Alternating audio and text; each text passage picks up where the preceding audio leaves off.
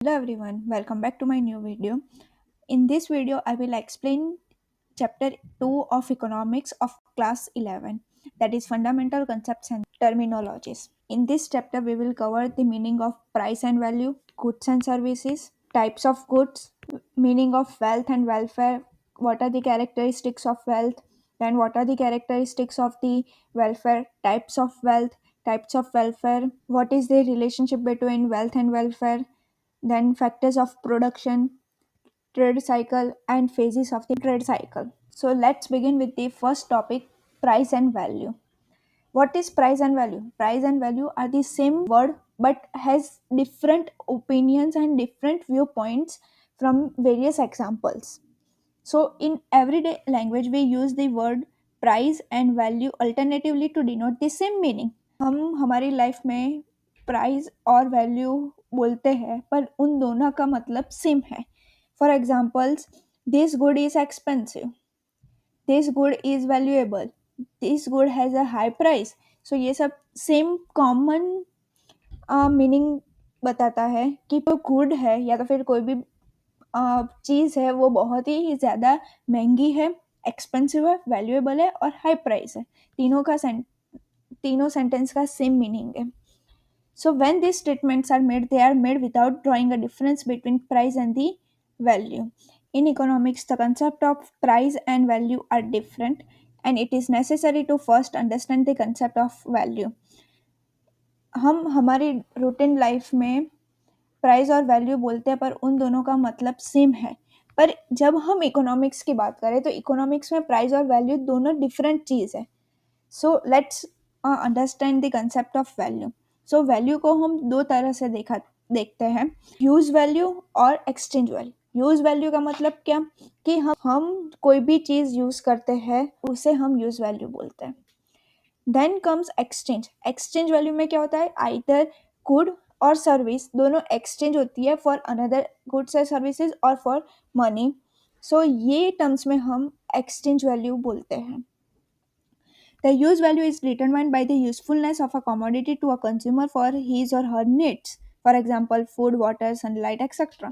have a high use value for all people in general.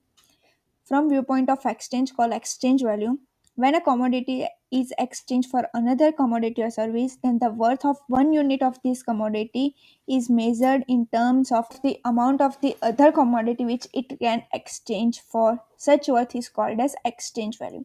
For example, if 1 kg of wheat exchanges for 1 kg of rice, then the exchange value of 1 kg wheat is 1 kg of rice. So, value can be understood from two viewpoints, that is use value and second is exchange value. If a commodity has high use value, then it is not necessarily said to have high exchange value.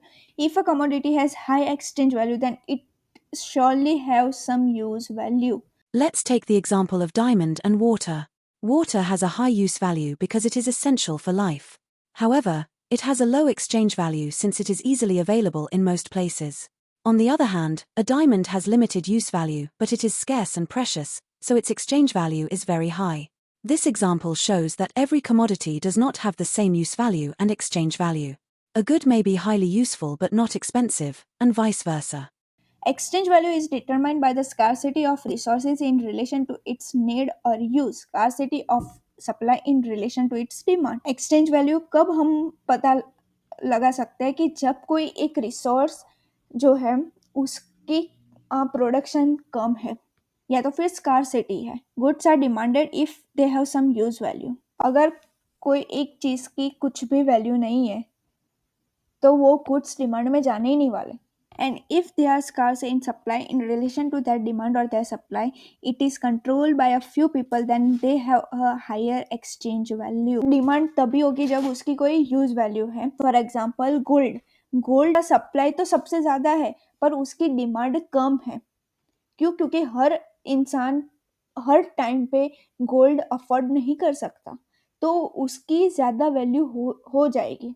अगर कोई भी resource या तो फिर कोई भी चीज़ scars या तो फिर लिमिटेड है, लिमिटेड रिसोर्स है, तो उसकी वैल्यू यूज़ वैल्यू तो होगी पर उसके साथ साथ उसकी जो एक्सचेंज वैल्यू होगी वो हाई होगी. For example gold, diamond, than luxurious cars, etc. On the other hand, if goods are highly useful but have unlimited supply, then they do not have exchange value or may have very low exchange value. For example, though air and sunlight have very high usefulness for life, they do not have exchange value as they are abundant in supply. In earlier times, even water was a good with high use value but no exchange value. However, in present times, the availability of water is reducing in relation to its need and use by people, so it has started commanding an exchange value. In economics, use of the word value is usually in context of exchange value of a commodity with another commodity. हम economics में सिर्फ value का मतलब क्या बताते हैं कि एक एक्सचेंज वैल्यू मतलब एक कमोडिटी के साथ दूसरी कमोडिटी एक्सचेंज करते हैं, उसको हम एक्सचेंज वैल्यू बोलेंगे. Value means the worth of one unit of commodity in terms of units of another commodity in exchange. एक यूनिट के साथ दूसरी एक यूनिट की जो गुड्स है वो हम एक्सचेंज करते हैं, उसे वैल्यू बोलेंगे. Then comes price. If a commodity is exchange for money, then such monetary exchange value is term as price. Value में क्या होता है? कमोडिटी होती है, गुड्स होते हैं. प्राइस में क्या होता है? मनी के साथ कमोडिटी एक्सचेंज होती है. कुछ भी लेते हैं तो हम उसका पैसा देते हैं. वैल्यू में क्या होता है?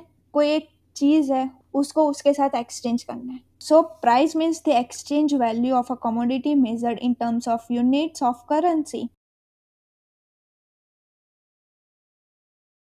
सो this is about price and value. Then comes goods and services. आपने अकाउंट्स में पढ़ा ही होगा कि गुड्स एंड सर्विसेज क्या होता है. गुड्स मतलब टेंजिबल असेट्स या तो फिर tangible items which we can touch and which we can sell. And services का भी मतलब क्या है कि जो इनटेंजिबल चीज़ें हैं उसको हम बेचते हैं, which we sell. For example in this picture ये जो बंदा है वो ग्रोसरी लेने आया, तो वो क्या ले रहा है? फिजिकल फॉर्म ऑफ गुड ले रहा है. Yes, so that is goods. And जो ये बिल बना के दे रहे हैं या तो फिर पेमेंट होता है वो एक्सेप्ट करे, तो पेमेंट एक्सेप्ट करना क्या हुआ? एक सर्विस ही हुई. सो यहाँ पे गुड्स एंड सर्विसेज दोनों का एग्जाम्पल दिया हुआ है. So goods, those commodities which have physical existence, are called as goods. In economics, they are meant to satisfy the needs of consumption. Units of goods or stocks of goods can be measured cardinally. मतलब for example mangoes है तो उसको हम 1 kg, 2 kg, 12 kg वैसे हम major कर सकते हैं. पर अगर हमें एक इलेक्ट्रिशियन ने लाइट बल्ब ठीक करके दिया तो वो हम फॉर्म में नहीं बता सकते. भले ही हम उसके बदले पैसे दे रहे हैं, पर वो जो सर्विस करके दे रहा है, जो सर्विस कर रहा है करके दे रहा है, उसको हम मेजर नहीं कर सकते. So services generally can not be measure in terms of quantitative, numerical और cardinal terms. However, the time spent after providing the service can be measured. So, this is about goods and services. Now, in economics, they are meant to satisfy the needs of human life. मैंने बोला कि हम हमारे needs and wants को satisfy करने के लिए कुछ भी यूज़ करते हैं, तो वो goods होते हैं या तो फिर services होते हैं. Economic studies activities pertaining to production, consumption and distribution of goods and services. Economics में consumption, production, distribution of and goods and services का ही स्टडी किया जाता है. The nature of goods and services different but though they are important in economics. दोनों का जो form है, दोनों को हम जब बेचते वो फॉर्म अलग है, फिर भी वो इकोनॉमिक्स में इम्पॉर्टेंट है. फॉर एग्जाम्पल हम खाना बना रहे हैं, खाना जो बना है वो गुड है और जो हम कुकिंग प्रोसेस है वो सर्विस है. The impact of service in satisfaction of human wants is also abstract. Third is types of goods. There are 5 types of goods. First is tangible and intangible goods. Tangible goods और intangible goods हमें पता है. Goods that have physical existence is called physical or tangible goods, and goods that do not have physical existence is called as intangible goods, and they cannot be measured, whereas physical or tangible goods are measurable. For example, ball bat, television, refrigerator, stove, mobile phone, etc. Intangible, education, medical, consultancies. So this is about tangible and intangible goods. Now comes non-economic goods and economic goods. हमें economic और non economic activity के बारे में पता है कि economic का मतलब कोई भी काम कर रहे हैं तो उसके बदले में हमें कुछ मिल रहा है, मनी मिल रही है। और नॉन इकोनॉमिक में सिर्फ हम हमारे इमोशंस के लिए करते हैं। तो same as in goods, like exchange value, मतलब हमने ऊपर देखा कि एक्सचेंज वैल्यू का मतलब क्या है। तो नॉन इकोनॉमिक गुड्स में एक्सचेंज वैल्यू नहीं होती। Goods which do not have exchange value is called as non-economic good, and goods which have exchange value, which command an exchange value in the market, are called as economic goods. Availability of goods, non-economic goods, they are abundant in supply. They do not go through economic process of production and distribution, though they are consumed by people. Supply बहुत ही ज़्यादा है, वो कोई भी एक process के अंदर से नहीं जाते। For example production, distribution, then transportation, etcetera, पर वो कंज्यूम तो होते हैं। For example sunlight, air, sea water, etcetera. यहाँ पे हमें माउंटेन्स दिए हैं, सन दिया है, रेनफॉल का जो एक ड्रॉप है वो दिया है, फॉरेस्ट, एक्सेट्रा। इकोनॉमिक गुड्स की अवेलेबिलिटी थोड़ी कम है, स्केर्स है in relation to that demand, क्योंकि डिमांड सबसे ज़्यादा है और सप्लाई थोड़ा कम है क्योंकि प्रोडक्शन भी कम हो रहे हैं। तो उसके अंदर आते हैं food, clothing, car, mobile phone, etcetera. So in simple terms, economic goods are those which have exchange value and they are scarce in supply in relation to their demand, because demand is high and supply can be under control, as well as non-economic goods which do not have command exchange value, but they are abundant in supply, but they do not go under any economic process and still they are consumed by the people. Then comes durable goods and perishable goods. Goods which come to the market can be durable or perishable. Durable मतलब कोई भी हम long term के लिए उसे use कर सकते हैं, और पेरिशेबल गुड्स का मतलब कि सिर्फ वो थोड़े टाइम के लिए ही है, या तो फिर एक ही टाइम हम कंज्यूम कर रहे हैं तो उसके बाद वो ख़राब हो गया या तो फिर वो ख़त्म हो गया। फॉर एग्जाम्पल्स, ड्यूरेबल गुड्स में jewellery, shoes, clothes, television, refrigerator, etcetera यहाँ पे दिया है ना। और पेरिसेबल में जो फ्रूट्स है, वेजिटेबल्स है, डेयरी प्रोडक्ट्स है, प्रिपेयर्ड फूड है, फ्लावर्स है। So durable goods which can be use for a longer period of time and repeatedly, and perishable goods which cannot last for long time and are consumable only once. So this is about durable goods and perishable goods. Then comes private goods and public goods. Goods are classified as private and public goods based on their ownership and nature of use. उसके nature मतलब कैसे use करते हैं और उसके ownership के ऊपर से ये गुड्स को क्लासिफाई किया गया है। प्राइवेट गुड्स का मतलब कोई एक बंदा उसको परचेस कर रहा है, ओन कर रहा है। फॉर एग्जाम्पल, मेरा लैपटॉप, मेरी गाड़ी, मेरा बंगला। So this are the private goods which are own by only me. At the same time ये जो गुड्स है वो कोई और यूज़ नहीं कर सकता। यस, उसके बदले में जो है वो सारे यूज़ कर सकते हैं, पर जो मेरे पास अभी है, लाइक लैपटॉप है तो लैपटॉप मेरा है, तो वही लैपटॉप, सेम लैपटॉप कोई और यूज़ नहीं कर पाएगा। So this are the private goods. मतलब उसकी जो कैरेक्टरिस्टिक्स है वो एक्सक्लूडेबिलिटी है एंड कम्पिटिटिवनेस है। एक्सक्लूडेबल मतलब कि सिर्फ मैं ही यूज़ कर सकती हूँ, कोई और at the same time purchase या तो फिर ओन नहीं कर सकता। Private goods are goods which can be purchase और and owned by a private individual. He or she takes all decisions regarding these goods. These goods possess characteristics of exclusivity and competitiveness. Public goods में क्या होता है कि for example library, तो library में people काम कर सकते हैं, एट द सेम टाइम वो यूज़ भी कर सकते हैं। क्यों? क्योंकि वो गवर्नमेंट ने दिया है for all the people. They possesses the characteristics of joint demand and collective consumption. Such goods are jointly demanded by many people. इसमें वैसा नहीं होता कि सिर्फ एक ही जन बैठ के यूज कर सकता है और दूसरे नहीं। पब्लिक गुड्स में एक साथ सब यूज कर सकते हैं। So this is about private goods and public goods. Now comes consumers goods and producers good. हमें वर्ड से ही पता चल जाता है कि कंज्यूमर गुड्स का मतलब जो गुड्स हम हमारे सेटिस्फाई करने हमारी नीड्स एंड वांट्स को सेटिस्फाई करने के लिए यूज करते हैं, वो कंज्यूमेबल गुड्स है। एंड प्रोड्यूसर्स गुड्स का मतलब क्या, कि जो बंदा प्रोड्यूस कर रहा है वो गुड्स। मीनिंग देखते हैं, when a consumer consumes a good and this good can satisfy a particular want directly, then it is called as consumer good. Producers goods में क्या होता है कि when a good is used at intermediate stage of production of a final good, when it is purchased by a producer to produce a final good, when it is not directly consumed by the customers or the consumers, but these goods helps in the production of a final good, then such a, in short, जो produce हो रहा है वो हम producers goods बोलेंगे। और consumers goods मतलब जो हम कंज्यूम करते हैं। स्टेज ऑफ प्रोडक्शन की ये जो कंज्यूमेबल गुड्स है वो पूरे तरीके से बन गया है क्योंकि वो हम कंज्यूम कर रहे हैं। प्रोड्यूसर्स में इंटरमीडिएट लेवल पे है जो अभी बन रहा है। For example food, clothing, electronics, वो सब कंज्यूमेबल गुड्स हैं। प्रोड्यूसर्स में रॉ मटेरियल्स, मशीनरी जो प्रोड्यूस करने के लिए यूज़ होती है, फूड को कुक करने के लिए यूज़ होता है, वो सारे। So that are the producers goods. Now comes wealth and wealth. Wealth का मतलब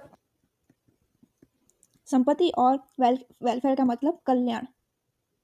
The concepts of welfare and wealth frequently appear in economic discussions and are very important in economics, hence must be clearly understood at this stage.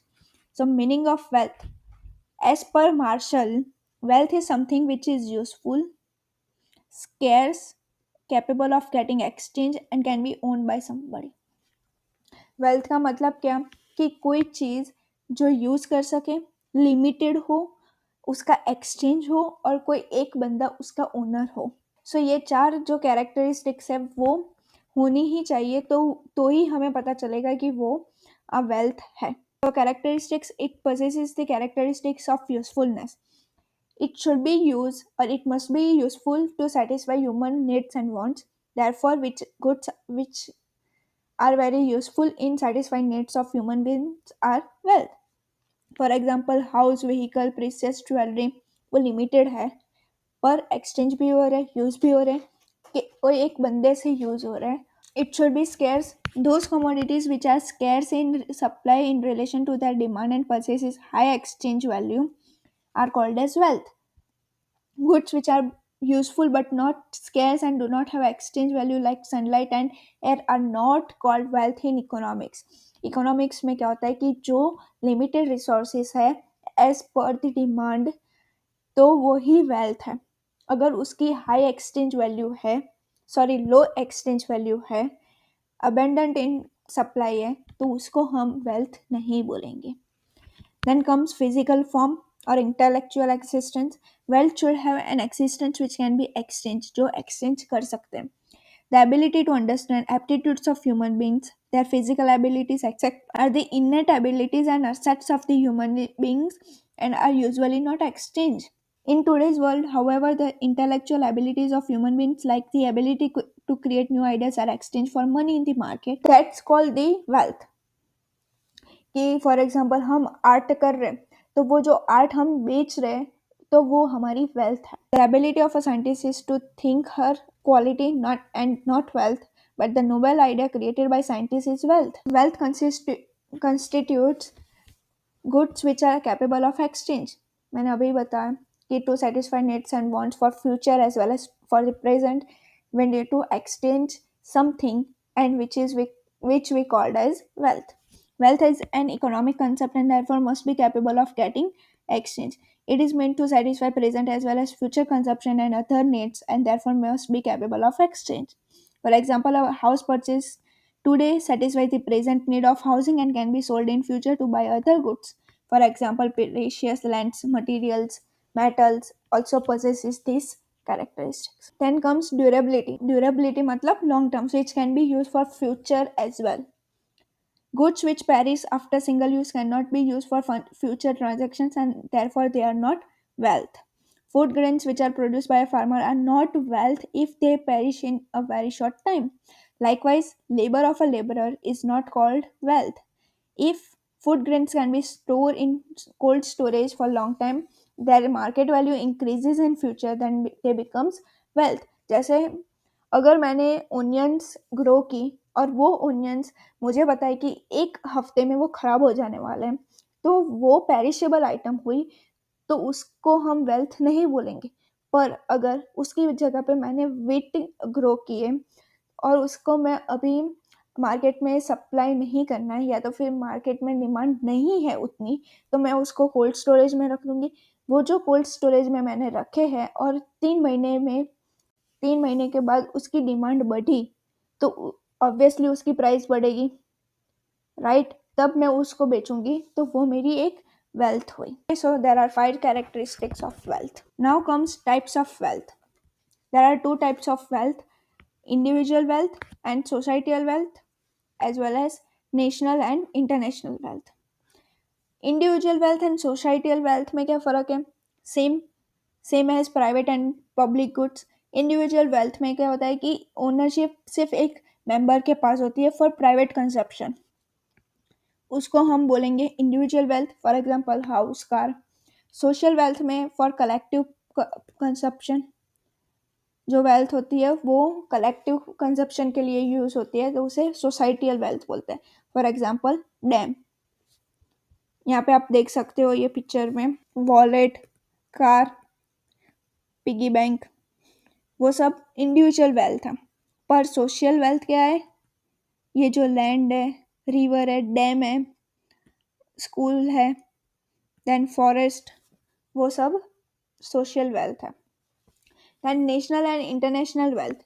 National wealth मतलब सिर्फ एक nation की हो, और international मतलब पूरे वर्ल्ड की हो। Wealth belonging to a nation and possessed and treasured by a nation is called as national wealth. It helps to generate exchange value directly or indirectly for a nation. Scope limited to one country, rivers, mountains, etc. for of a country. Ganga Indian books are wealth of India. International wealth. They are not owned by only one nation but belongs to the whole world and can be shared by various nations. Benefits the global community or humanity. Global or universal scope, for example oceans, space, air, world heritage sites, etc. Now comes welfare. What is welfare? हमारी lifestyle, Kalyan, etc. Welfare means enhancement of life situations, standard of living and overall state of improvement. Welfare का मतलब कल्याण हो बोलते हैं, मतलब कि हमारी life का जो स्टैंडर्ड है, हमारी जो लाइफ सिचुएशंस है वो सारी इम्प्रूव होती है, उसे हम वेलफेयर बोलेंगे। The concept of welfare is used by all philosophies from spiritual sciences to economics. All human activities, economic and non-economic activities, are ultimately done with the purpose of improvement of life. हमारी life को improve करने के लिए, हमारा जो standard है उसको improve करने के लिए हम सारी एक्टिविटीज़ होती है। It can be measure quantitatively in context of growth and qualitatively in context of development. So there are 2 types of welfare, individual and collective. Individual में एक ही बंदे की जो लाइफस्टाइल है वो इम्प्रूव हो रही है, वेलबींग इम्प्रूव हो रही है, एंड कलेक्टिव में सिर्फ हम सबकी हो रही है।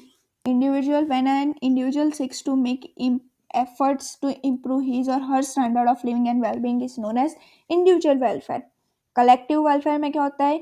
When nations and governments seeks to improve growth, development, then it's become the subject of collective welfare. Now, what is the relationship between wealth and welfare? So generally when wealth increases, welfare increases as more wealth means higher capacity to generate monetary value, greater power of exchange goods and services, or purchasing power for the owner, and hence greater well-being. This is largely this is largely true in case of individuals. जब wealth बढ़ती है, welfare भी बढ़ता है। For example, एक बंदा है ए करके, उसके पास land, gold, precious metals, house, car, all the luxury items he has. तो उसका जो वेल बीइंग है वो धीरे धीरे बढ़ेगा. फॉर एग्जाम्पल उसने जो लैंड है वो प्रोडक्शन के लिए रेंट पे दिए, तो लैंड का रेंट आएगा.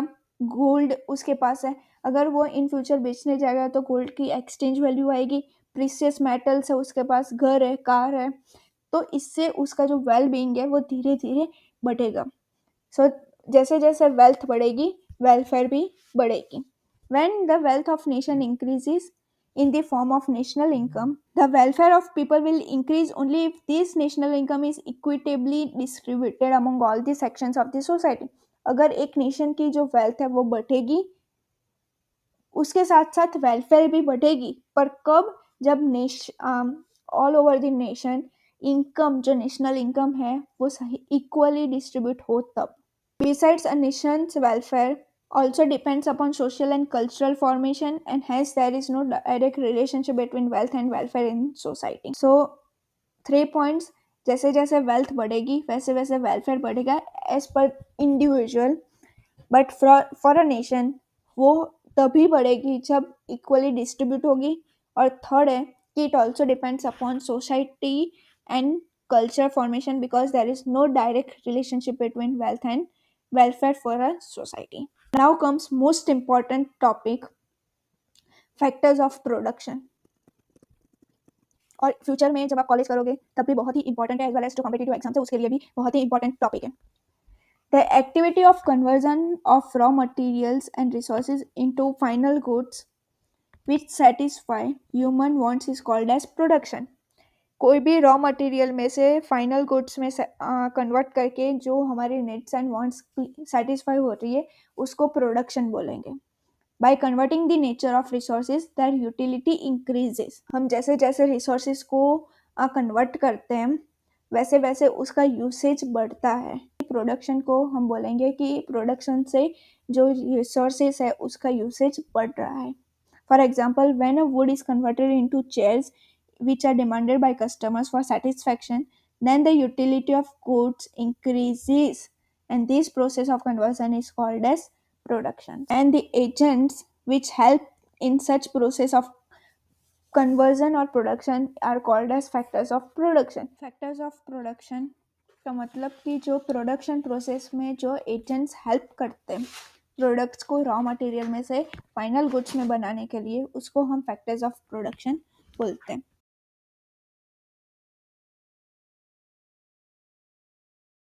4 फैक्टर्स ऑफ प्रोडक्शन है, that is land, labour, capital and entrepreneur. All these are very important, equally important. In a system of just distribution of income, the total income generated from various activities is distributed to each factor of production as per their productivity or their contribution in generating that income. As per Marshall, there are two basic categories of factors of production: nature and human beings. Let's take an example of agriculture. अगर मुझे agriculture में विट का production करना है तो विट के production में सबसे पहले मुझे क्या चाहिए होगा? Soil, that is land, right. तो लैंड आ गया. लैंड का क्या होता है? रेंट मिलता है. ओके. अब मुझे विट का प्रोडक्शन तो करना है पर मुझे कई बंदों की ज़रूरत है, तो मैं क्या करूँगी? लेबर हायर करूँगी. तो उनको क्या मिलेगा? वेजेस मिलेंगे हर दिन के, राइट. वो जो लेबर है वो ट्रैक्टर चलाएंगे, तो वो ट्रैक्टर क्या हुआ? एक कैपिटल हुआ, इन्वेस्टमेंट किया है मैंने, राइट. जो ट्रैक्टर है वो वेट के प्रोडक्शन में हेल्प करेगा मुझे. एक इन्वेस्टमेंट है, एक कैपिटल है, तो उसको क्या मिलेगा? इंटरेस्ट मिलेगा हर महीने, राइट. और लास्ट में एंटरप्रेन्योरशिप, मतलब कि ये जो 3 फैक्टर है उनको जो मैनेज करेगा उसको हम एंटरप्रेन्योरशिप बोलेंगे, right. So there are 4 factors of production: land, labor, capital and entrepreneurship. Land may mean the surface of earth livable for mankind. In economics, the land is more inclusive As per Marshall, all natural assets which help in production of economic activities constitute land. मतलब जो अर्थ land है economics में उसे क्या बोलते हैं कि सारे फैक्टर्स सारे असेट्स जो प्रोसेस ऑफ प्रोडक्शन में हेल्प आते हैं, for example raw materials, then जो रिसोर्सेज है वो सब जो एक जगह पे मिलते हैं उसको लैंड बोलते हैं as per Marshall in economics. जो लैंड की कैरेक्टरिस्टिक्स है वो क्या क्या है, तो gift of nature, not man made, because obviously gift of nature है तो मैन मेड हो ही नहीं सकती। Supply of land is fix, हर जगह पे लैंड नहीं हो सकती, कहीं पे ओशन भी है, वाटर भी है। लैंड इज geographically immobile, वो हिल नहीं सकती। All lands are different in fertility, climatic conditions, and so on.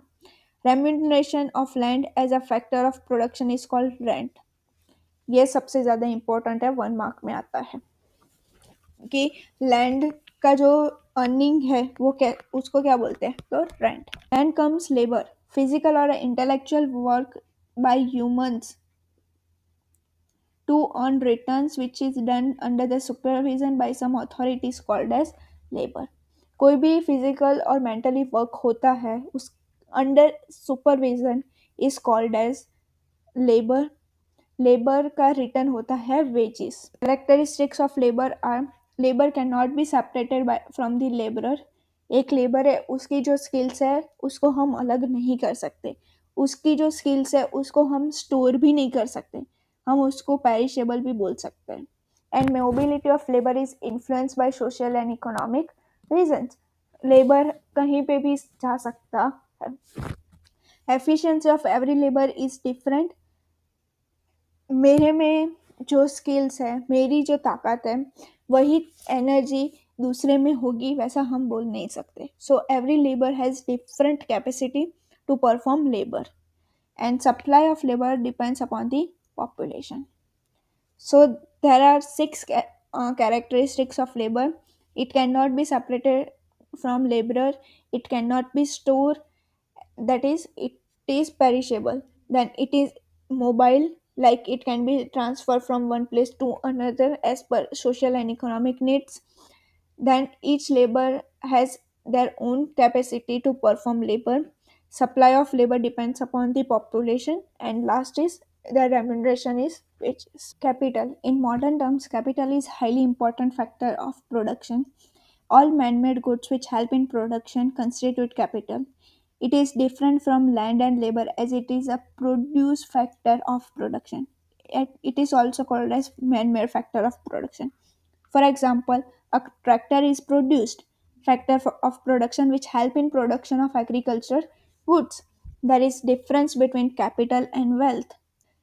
Though several times some goods are factors of production as well as wealth, it is not so always. Capital एक बहुत ही important factor of production है in the process of production because it is a man-made factor. And for example, एक machinery है वो help करती है process of production को, वो मशीन है ही नहीं तो पूरी जो प्रोसेस है वो अधूरी रहेगी।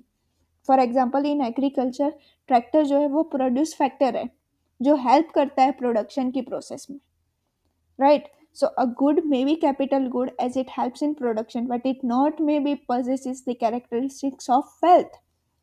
ट्रैक्टर है, ट्रैक्टर को हम वेल्थ नहीं बोल सकते। So there is difference between capital and wealth. Another may be wealth but not a factor of production. Characteristics of capital, it is man-made factor, it is most mobile factor of production. Increasing demand for capital in present times owing to capital intensive methods of production has resulted in scarcity of this factor. इसका इतना importance सबसे ज़्यादा बढ़ गया है कि ये limited हो गया है, right. So the remuneration of capital is interest. Entrepreneur. Entrepreneur is the factor which brings together all together factors of production for the production process, and it is difference between management and coordination. Management of work is done by a manager who is salaried laborer of the entrepreneur. Entrepreneur is the person who sets up the enterprise. He is the risk taker who takes the risk of setting up an activity. This factor doesn't get fixed return but tries to generate income by running economic activity successfully. They may incur a loss if activities doesn't go well. Entrepreneur क्या है कि मैंने जैसे बताया कि तीन चीज़ों को कोऑर्डिनेट करता है, हेल्प करता है, मैनेज करता है, उसको एंटरप्रेन्योर बोलते हैं। जो मैनेज करता है उसको एंटरप्रेन्योर बोलते हैं, और जो मैनेज हो रहा है पूरा एक जो एंटरप्राइज है उसको बोलेंगे entrepreneurship. So characteristics of enterprise can be stated as he is the decision maker, he is the risk taker, and quality of he possesses the quality of coordination, that is entrepreneurship, and remuneration is profit. So this is all about factors of production. Now comes last topic, trade cycle. Trade cycle मतलब कई सारे phases, जो economic activities होती है वो कई सारे phases में चलती है। जैसे कि ह्यूमन लाइफ में कभी सुख होता है, कभी दुख होता है, कभी गम होता है, कभी खुशी होती है। तो वो सारे जो अलग अलग फेज है, वैसे ही ह्यूमन लाइफ में जो अलग अलग फेज है वैसे ही इकोनॉमिक एक्टिविटीज में होते हैं। So basically there are four types of changes. First is irregular change. Irregular change मतलब एक्सीडेंटल चेंज होते हैं। For example flood, famine, storm. Such accidents may impact economic activity in the short run and sometimes in the long run. These changes may generally occur or have their impact in some sectors or some regions of economy only. Then comes seasonal changes. Seasonal changes matlab like employment, seasonal unemployment, changes in preferences of consumers. For example, आज इसकी demand है, good ए की demand है, तो कल good B की demand होगी। So this are the seasonal changes. These changes regularly occur in economic activities with changing seasons. Seasons के साथ चेंज होती है। फॉर एग्जाम्पल ठंड के सीजन में ग्रीन वेजिटेबल सबसे ज़्यादा मिलते हैं। समर सीजन में हम मैंगोज खा सकते हैं, जामुन खा सकते हैं, वो सारी चीज़ें खा सकते हैं। So this are the seasonal changes, पर वो इकोनॉमिक एक्टिविटी में होता है। Comes long run regular trend. Some changes in each direction in the form of a trend. These are directional changes which occur in an activity. For example, some regular sales trend एक ही form में होता है और एक ही direction में होता है, right, for the long run. For example sales trend. Then comes long run dynamic changes which are cyclical in nature. That means cyclical change. Cyclical change जो डाउनवर्ड भी होता है, अपवर्ड भी होता है, वो कंटिन्यूसली राइज भी होता है और कंटिन्यूसली फॉल भी होता है। So that is known as trade cycle. The rise and fall in economic activity are cyclical in nature. Such changes occur in economic activities and growth processes of economies also go through these changes, and this study is known as trade cycles. जो ये ups and down से गुजरती है उसको हम trade cycle बोलते हैं in economics. What is trade cycle? Trade cycle as per Haberler, that is known as, it is an interval that embraces alternating periods of good time and bad time. So एक अच्छा time और जो बुरा time है उसके बीच में जो interval होता है उसको ट्रेड साइकिल बोलेंगे। As per Hawtrey, they are continuous phases of goods and bad changes occurring in the economy. दोनों का मतलब सेम है। ट्रेड साइकिल के कैरेक्टरिस्टिक्स क्या है? They depict dynamic changes in the economy. Cyclical change होते रहते हैं, नेगेटिव और पॉजिटिव चेंज भी होते हैं।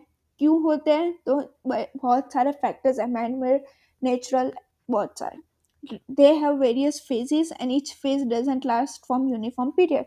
एक चेंज है, फॉर एग्जांपल गुड चेंज आया तो वो एक ही period for the long time नहीं रहेगा, वो शॉर्ट टाइम के लिए भी होता है, मीडियम टाइम के लिए भी होता है और लॉन्ग टाइम के लिए भी होगा।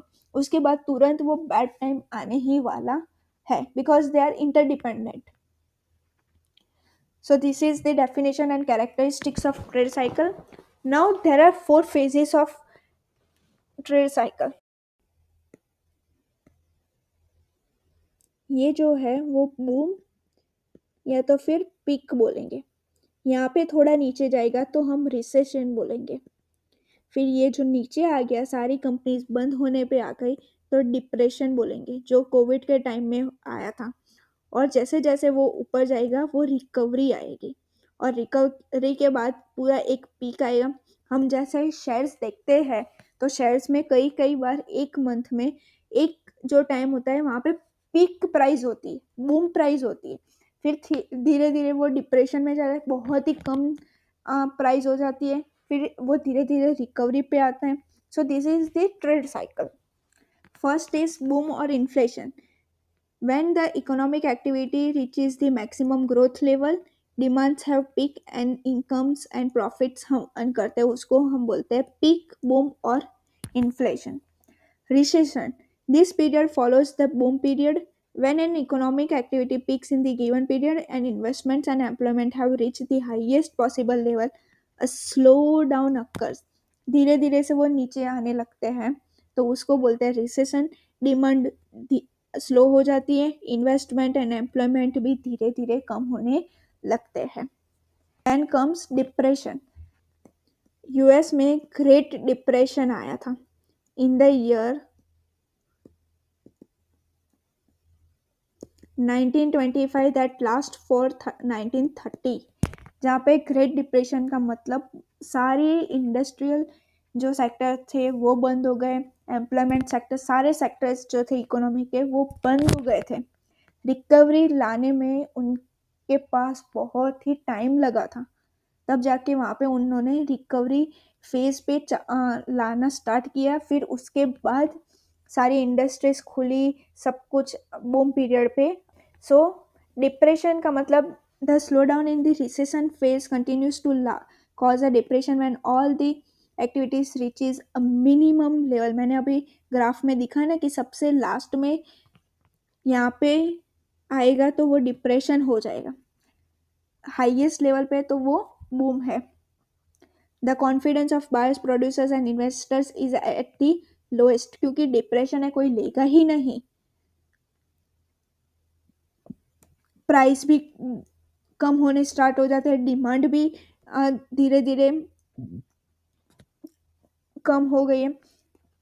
इसमें ऐसा होता है कि जैसे जैसे हम प्राइस बढ़ाते हैं डिमांड कम होती है, पर यहाँ पे डिप्रेशन में क्या होता है कि डिमांड बढ़ाने के लिए ये लोग प्राइस कम करते हैं ताकि कोई एक बिजनेस तो चल सके, क्योंकि यहाँ पे डिमांड में फॉल है, प्रोडक्शन में है, एम्प्लॉयमेंट में, सारे वजह से ये जो है वो डिमांड में स्लो डाउन है, रिडक्शन है, और उसकी वजह से डिप्रेशन होता है। देन डिप्रेशन में से बाहर आने के लिए क्या होता है, बूम रिकवरी पीरियड आता है, एक्सपेंशन पीरियड आता है।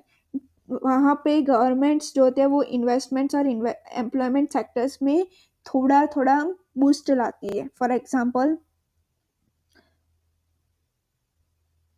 नई नई अपॉर्चुनिटीज लाती है, राइट, जिसकी वजह से डिप्रेशन में से थोड़ा हम रिकवरी पे आते हैं, फिर बूम आता है, फिर वापस से रिसेशन आता है, देन वापस से डिप्रेशन, ये साइकिल चलती ही रहती है। These types of cycle occur in all economies and all activities in the long run. In market-oriented economics, they occur more openly while they may be suppressed by the state in state-controlled economies.